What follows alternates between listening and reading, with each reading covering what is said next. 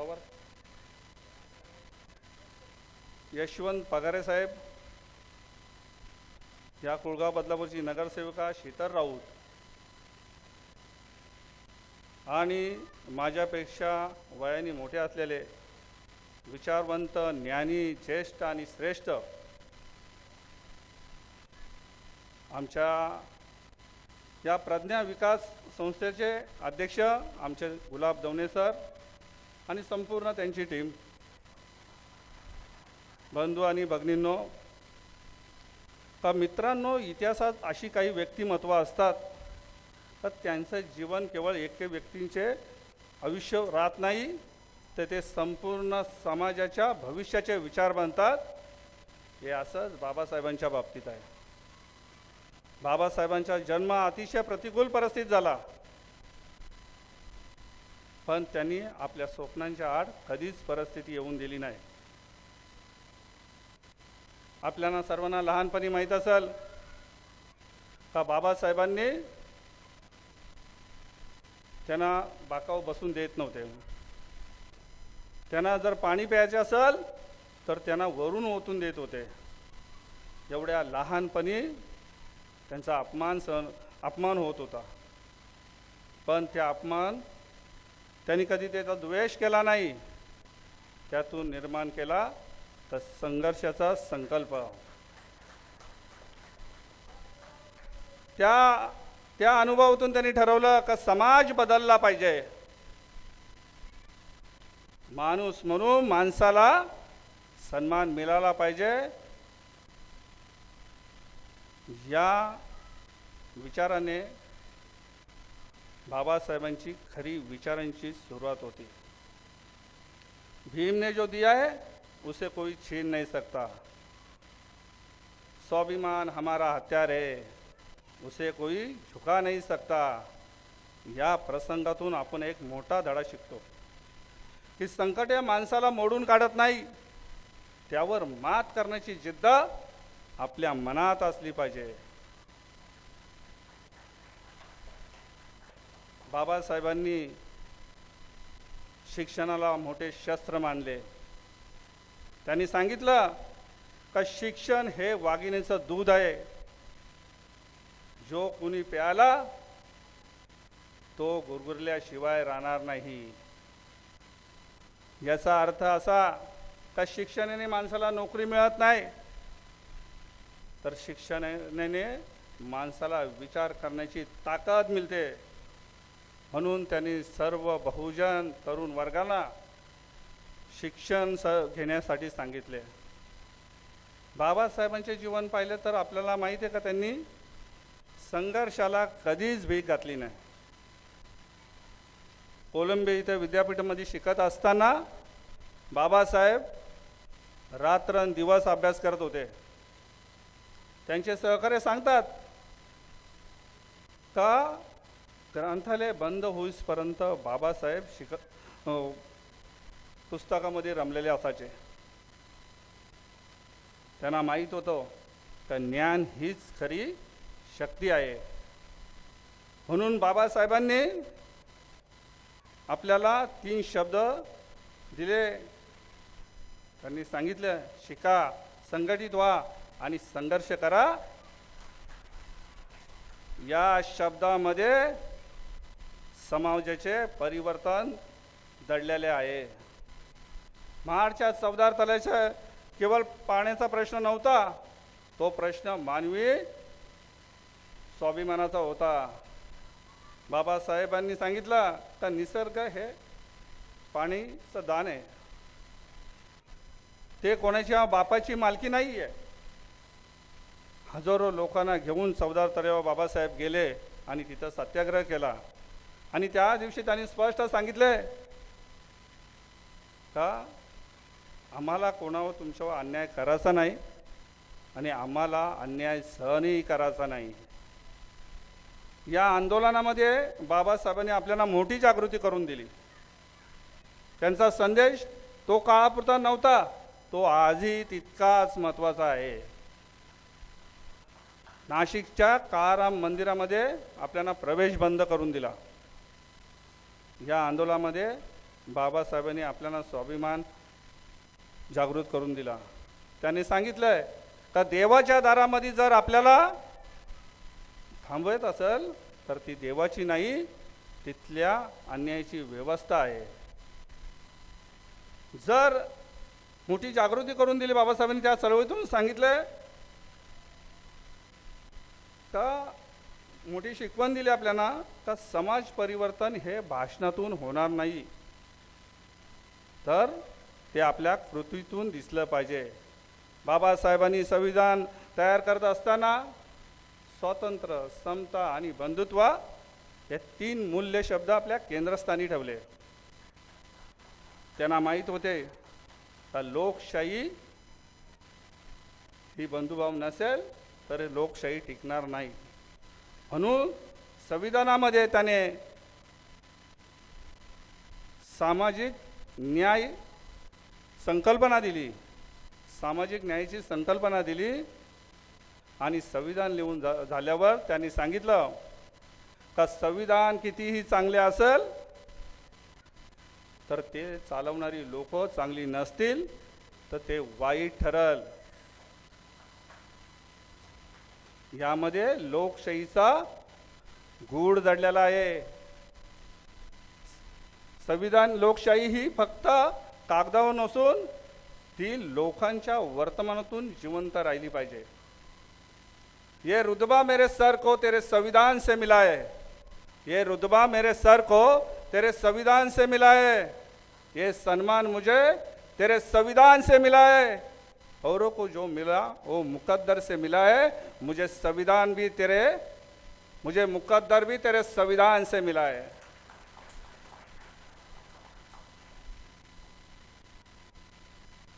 आजच्या पिढीला बाबासाहेबांचा संदेश अत्यंत महत्त्वाचा आहे. का आपल्याकडे तंत्रज्ञान आहे, माहिती आहे, संधी आहे. या गोष्टींचा उपयोग आपण समाजाच्या प्रगतीसाठी केला पाहिजे.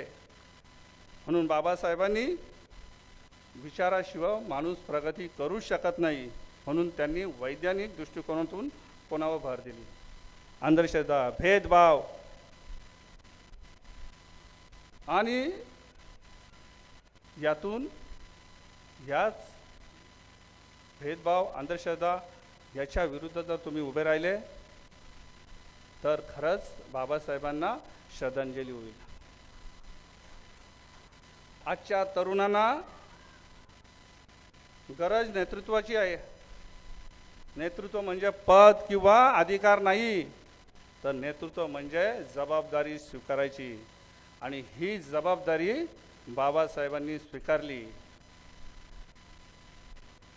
बाबासाहेबांनी स्वतःच्या प्रगतीपुरतं काम केलं नाही, त्यांनी संपूर्ण समाजाच्या उन्नतीसाठी आपलं आयुष्य झिजवलं.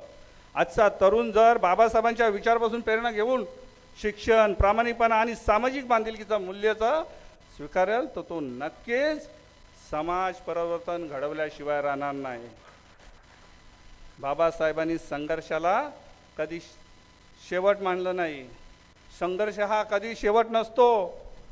संघर्ष हा परिवर्तनाची सुरुवात असते.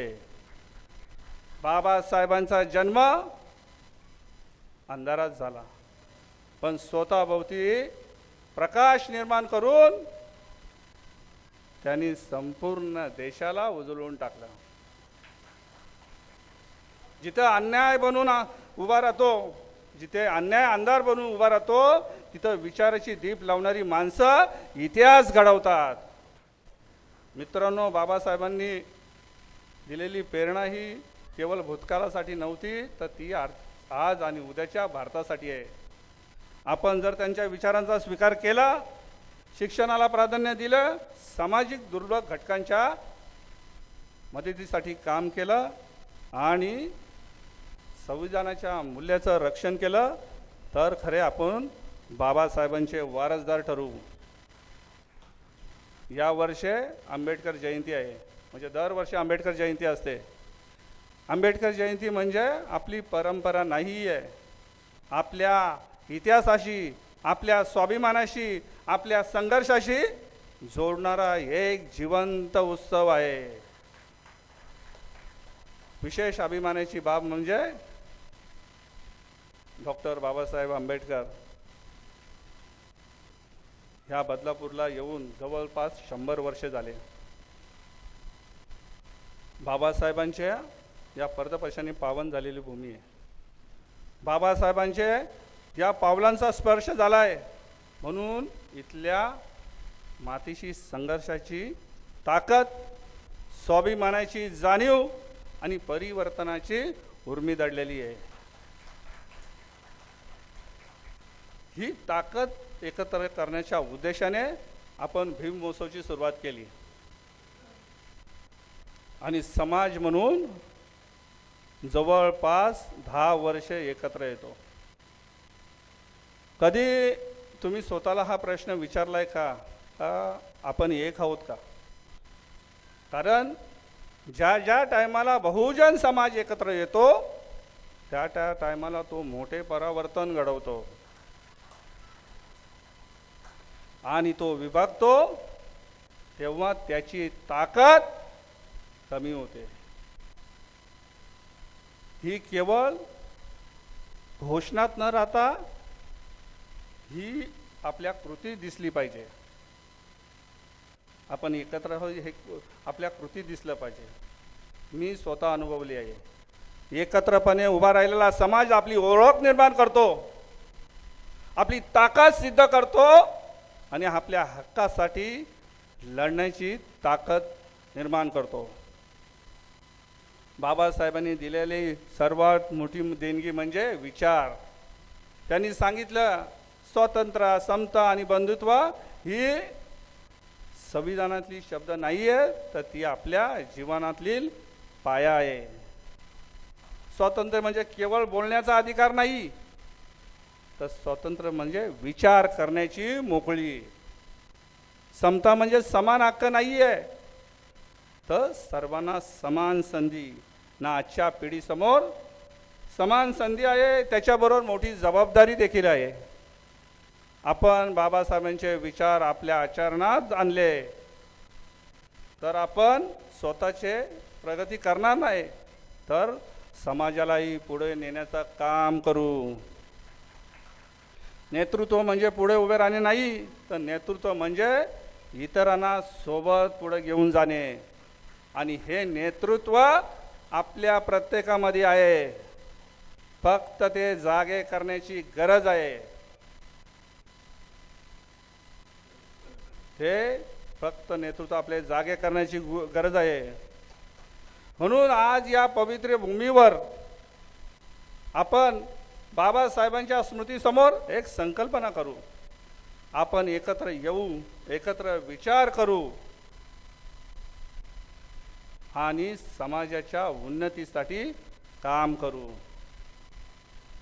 मी एकच सांगू इच्छितो का बाबासाहेबांनी आपल्याला स्वाभिमान, ज्ञान आणि सामाजिक बांधिलकीचा मार्ग दाखवला. त्यांच्या विचाराचा प्रकाश आपल्यात उतरवला तर आपण केवळ स्वतःचे नाही, तर संपूर्ण समाजाचे भविष्य बदलू शकतो. खऱ्या अर्थाने जर आपण खरंच बाबासाहेबांचे विचार प्रेरित केले पाहिजे. आपल्याला माहिती आहे का बाबासाहेबांचे विचार प्रेरित केले पाहिजे आणि शिक्षणाला महत्त्व दिला पाहिजे. ज्ञान से जुल्म को जलाया, ज्ञान से जुल्म को जलाया, इंसान को इंसान से मिला दिया. भारत में नेता तो बहुत हुए, उनको भी एक सलाह दिया, मेरे अकेले बाबा साहब ने पूरा हिंदुस्तान को हिला दिया.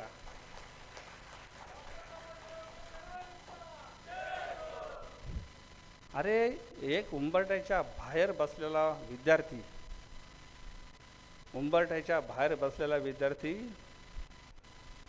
जो आपल्या काळजाच्या रक्ताची शाही बनवतो आणि दिल्लीचा तख्ता हलवतो, असं संविधान आपल्या सर्वसामान्यांच्या हातात देतो. बाबासाहेब कोलंबिया विद्यापीठामध्ये शिकून आल्यानंतर तिथले जो निग्रो जमातीचे व्यक्ती आहेत ते सांगतात, त्यांचं नाव आहे काही अमेरिकेचा प्रेसिडेंट होते बराक ओबामा. ते सांगतात का मी बाबासाहेबांची प्रेरणा घेऊन शिकलो. जिथं ज्ञानाची ज्ञानसागर आहे तर त्यांनी सांगितलं का मी बाबासाहेबांची प्रेरणा घेऊन शिकलो. आणि त्याच वेशीवर म्हणजे उंबरठ्याच्या बाहेर जिथं चपला ठेवतात ना, तिथं बाबासाहेब शिकले.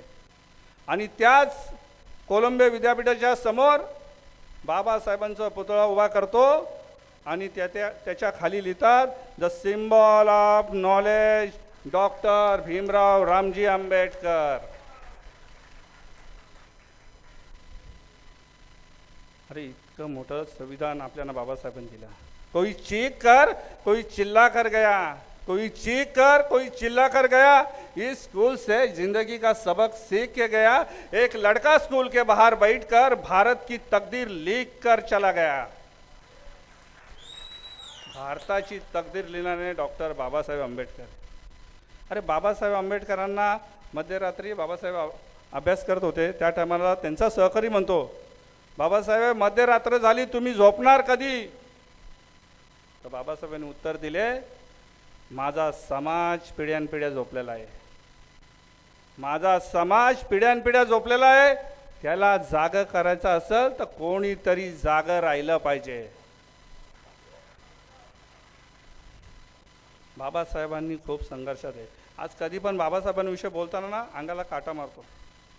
इतका बाबासाहेबांनी आपल्यासाठी केलेलं आहे. खऱ्या अर्थाने बाबासाहेबांनी ज्या टायमाला कोलंबिया विद्यापीठातून शिकून आले तेव्हा ते कायदे मंत्री होते. तेव्हा तुम्हाला माहीत नसेल का, बाबासाहेबांचं एक पैलू होतं उमेशजी, आणि त्यांचं एक पैलू होतं का ते अलीपूर इथं त्यांचा एक बंगला होता. बाबासाहेबांचा अलीपूर इथं बंगला होता. त्या बंगल्यामध्ये जर तुम्ही गेले तर एक मस्त असा एक गोल्डन प्लेटिंगचा एक घड्याळ होतं. घड्याळ त्याच्याभोवती तो भिंतीवर लटकवलेला होता आणि त्याच्याभोवती एक कार्विन केलेलं काम म्हणजे कोरीव काम केलेलं एक अनमोल वस्तू होती. दुसरं त्यांच्या जेवणाच्या रूममध्ये घड्याळ होतं. तिसरं त्यांच्या डायसवर होतं. चौथं त्यांचे जे दुसरं बेडरूम होतं त्या बेडरूममध्ये होतं. 2 घड्याळी त्यांच्याकडे होती, ती पॉकेटमधली होती, आणि 4 मनगटी घड्याळी होती. त्यातले 2 प्लेटिंगवाली होते आणि 2 चांबड्याची होती.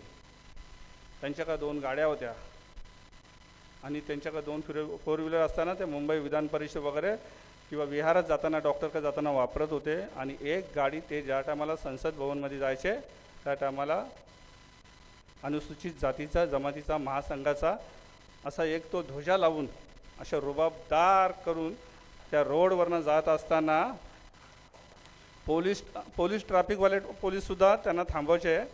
तर जसा काय कोणी मंत्री कोणी काय राजदूत जसा आलाय असे हात दाखवून त्यांना सलाम करायचे. सांगायचं तात्पर्य म्हणजे बाबासाहेबांच्या सावळीचा ज्यांना विटाळ होत होता त्या टायमाला माझा बाप सुटाबुटात होता. माझा बाप सुटाबुटात होता. आपण जर चांगले विचार प्रेरित केले, चांगले शिक्षण दिले, मुलांना शिक्षण दिले, का तुम्ही करू शकत नाही? मुलांना चांगली शिकवण दिली, कुठलाही विषय असो, तुम्ही अधिकारी व्हा, वकील, डॉक्टर, इंजिनियर, इवन तुम्ही पॉलिटिशियन पण व्हा, पण सातत्य कायमस्वरूपी ठेवा. यस, आपल्या कॉन्शियस सबकॉन्शियसमध्ये ते फिट करा. यस, मी करू शकतो. Yes, I can do it. मी हे करू शकतो, मी हे करून दाखवू शकतो. एक पराभव झाला, एक हार झाली, कुठेही झाले, कुठं अपयश आला तर त्याची काळजी करू नका. एक हार से कोई फकीर नहीं होता और एक जीत से कोई सिकंदर नहीं होता. मेरे जिंदगी के कई साल बाकी है, कहीं पे जीतना है तो कहीं पे सीखना है. अभी तो किताब का एक पन्ना लिखा है, पूरी किताब लिखनी बाकी है.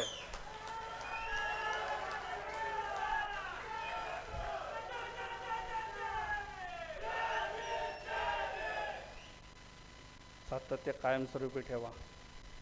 आपल्या मुलांना चांगली शिकवण द्या. तुम्हाला एक प्रसंग सांगतो. अल्बर्ट आईन्स्टाईन तुम्हाला माहीत असेल.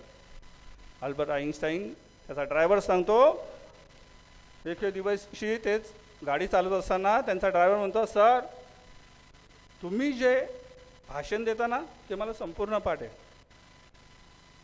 आणि ते भाषण मला सर्व पाठ असल्याकारणाने मला कुठंतरी संधी मिळली पाहिजे. तर आईन्स्टाईन जो होता त्यांनी सांगितलं का पुढच्या सभेमध्ये मला ओळखत नाही, तो तिथे जाऊन ते भाषण देऊ शकतो. दुसरा दिवस आला, आईन्स्टाईनचा ड्रायव्हर स्टेजवर गेला त्यांनी जसं आहे तसं आईन्स्टाईनचं भाषण दिलं. टाळ्यांचा गडगडाट झाला. तो खाली उतरला. त्याच्यानंतर त्याला एक व्यक्तीने थांबवलं. बोला, सर तुम्ही हे सांगितलं, पण एक ते कौटुंबिक विषय तुम्ही त्याचं विश्लेषण केले नाही. त्या टायमाला आईन्स्टाईनला थोडी भीती वाटली.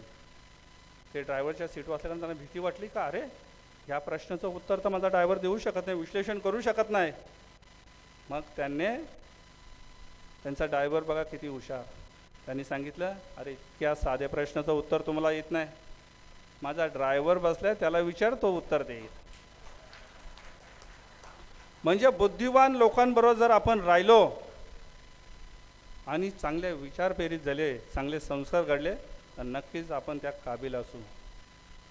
म्हणजे अच्छे को अच्छा मिला तो हो गई दो दो बात, गधे को गधा मिला तो खा गई दो दो लात. असंच एक कुटुंब असतं. का नवरा बायको असतं आणि त्यांना 5 वर्षाचा मुलगा असतो. ते 5 वर्षाचा मुलगा असतो आणि तो जो नवरा असतो तो आपल्या नेहमीच वागण्यामध्ये तो शिवी असा उच्चार करायचा. तो आपल्या बायकोला म्हणायचा, हे हरामखोर मला जेवायला दे, हे हरामखोर मला बॅग दे, बाय. मुलालाही तसंच म्हणायचा, हे हरामखोर तू शाळेत जा, अभ्यास कर. ऑफिसमध्ये असताना सुद्धा तो हेच म्हणायचा त्या पिऊनला, हे हरामखोर मला फाईल दे, मला पिण्यासाठी पाणी दे. हरामखोर हा शब्द त्याचा नेहमी असायचा. एके दिवशी तो घरी येत असतो आणि आपल्या मुलाला बस घेऊन येतो. खेळण्यातली बस जी असते ती आपली बस तो घेऊन येत असतो. त्याने ती बस घेऊन येत असताना तो आपल्या मुलाला सांगतो का बाबा ही बस घे आणि खेळ. बाप बाजूला बसतो आणि भुर्र असा करत असताना म्हणत असतो, ज्या हरामखोरांना खाली उतरायचं आहे त्यांनी खाली उतरून घ्या आणि ज्या हरामखोरांना बसमध्ये चढायचं आहे त्यांनी चढून घ्या. त्या वडिलांना संताप येतो. हा माझी नक्कल करतो का हा मला चिडवतोय. वडील त्याच्या जवळ जातात, त्याच्या पाठीत एक धबाका घालतात आणि ती बस हिसकून घेतात. मुलगा जोरजोरात रडायला लागतो. थोड्या टायमाने वडील पुन्हा जातात आणि बस त्याला देतात. तो मुलगा बापाच्या पुढे असतो. पुन्हा बस घेतो आणि भिरकावत म्हणतो, भुर्र. आत्ताच एका हरामखोरा मुलं 15 मिनटं बस उशीर झालाय. ज्या हरामखोरांना उतरायचं आहे त्यांनी उतरून घ्या आणि ज्या हरामखोरांना बसमध्ये चढायचं आहे त्यांनी चढून घ्या. म्हणजे जर चांगले संस्कार तुम्ही जर प्रेरित केले, चांगल्या लोकांबरोबर राहिले, वैचारिक लोकांबरोबर राहिले, चांगल्या बिझनेसमॅनबरोबर राहिले ना, तर 4 बिझनेसमॅन बरोबर राहिले ना, 5वे बिझनेसमॅन ना तुम्हाला सांगतो 100% तुम्ही असाल. पण जर तुम्ही 4 टपोरी गांजाड्यांबरोबर राहिले तर 5वे गांजाडे तुम्ही नक्कीच असाल. बघा, शिक्षक पण आपल्याला जेव्हा संस्कार देत असतात तेव्हा ते किती छान. पण संस्कारामध्ये एका शिक्षकाने आपल्या वर्गातील मुलांना विचारला. शिक्षकाने प्रश्न केला, देव म्हणजे काय? अरे शिक्षकाने प्रश्न केला, देव म्हणजे काय? एका शब्दात सांग, राजा म्हणजे काय? प्रश्न तिसराच होता आगळा आणि वेगळा. प्रश्न तिसराच होता आगळा आणि वेगळा. ज्ञान स्वाभिमान बुद्धिवान म्हणजे काय? तेव्हा मुलांनी उत्तर दिलं, किती छान उत्तर दिले बघा. देव म्हणजे काय? त्याने फक्त माय लिहिली. देव म्हणजे काय? त्याने फक्त माय लिहिली. राजा म्हणजे काय? त्याने शिवराय लिहिली. राजा म्हणजे काय? त्याने शिवराय लिहिलं. ज्ञान स्वाभिमान बुद्धिवान आलं नाही त्याला. ज्ञान स्वाभिमान बुद्धिवान आलं नाही त्याला. त्याने तिथेच एक भीमराय लिहिलं त्याने तिथे एकच, तिथे भीमराय लिहिलं. बघा, हे असे शिक्षक आपल्या सर्व विद्यार्थी मित्रांना सांगत असतात. बाबासाहेबांच्या बाबतीत होता एक बाजूला सारे पुढारी, तोलताच तराजू मग बोले विचारी, तरी भीम माझा हजारात भारी. मर्दानी पोलादी पिंड तो बलदंड ठोकी दंड, असा भीम भारी तो बुडलेला सी तारी, तरी भीम माझा हजारात भारी. भीम माझा हजारात भारी. माझी कळकळीची विनंती आहे का विद्यार्थी मित्रांनो, का विद्यार्थी मित्रांनो मला सांगणं आहे का मोबाईलच्या प्रकाशापेक्षा ज्ञानाचा प्रकाश खूप मोठा असतो. महिला वर्गांना सांगायचं आहे का तुमचं सहभाग होणं ही समाजाची खरी ताकद आहे. आणि जे वयोवृद्ध आहेत त्यांना एकच सांगायचं आहे का तुमचा अनुभव आमचा आदर्श राहील आणि त्या आदर्शाची दीप टेपवर ठेवणार आहे. खऱ्या अर्थाने आता शीतलनी पण मग म्हटली का पुस्तक वाचल्याने मस्तक सुधारतं आणि सुधारलेलं मस्तक कधीच कोणापुढं नतमस्तक होत नाही. खरंच वास्तविक हकीकत आहे. आपण पुस्तकं वाचली पाहिजे, आपण मुलांना चांगलं शिकवण दिली पाहिजे. आणि खऱ्या अर्थाने सर आमचे दोन्ही सर खऱ्या अर्थाने गेल्या वर्षी माझ्यावर विश्वास ठेवून मला ही संधी दिली. मला माहिती आहे हा स्टेज आहे ना, खूप मोठे वक्ते येऊन गेले. म्हणजे कोळसे पाटील असेल, बी जी कोळसे पाटील असेल, आपला अन्नू मलिक असेल, मागच्या टायमाला अवसरमल सर आले, सुषमा अंधारे येऊन गेल्या. सर खरंच तुम्ही तुमच्या आणि तुमच्या टीमचे धन्यवाद. कारण इतका मोठा विश्वास माझ्यावर ठेवून जी मला संधी दिली, खरंच तुमचे पुन्हा एकदा खूप खूप धन्यवाद. ही संधी मला इथे मिळाली आहे, पण नक्कीच मी या ठाणे रायगड जिल्ह्यामध्ये संपूर्ण महाराष्ट्रामध्ये एक वक्ता म्हणून, एक मार्गदर्शक म्हणून हीच भगवान बुद्धासरणी मी प्रार्थना करेन आणि चांगले विचार मांडण्याचे, चांगले विषय मांडण्याचे मी नक्कीच प्रयत्न करेन. सर पुन्हा तुमच्या सर्वांचे खूप खूप धन्यवाद. जय भीम, जय महाराष्ट्र, जय शिवराय.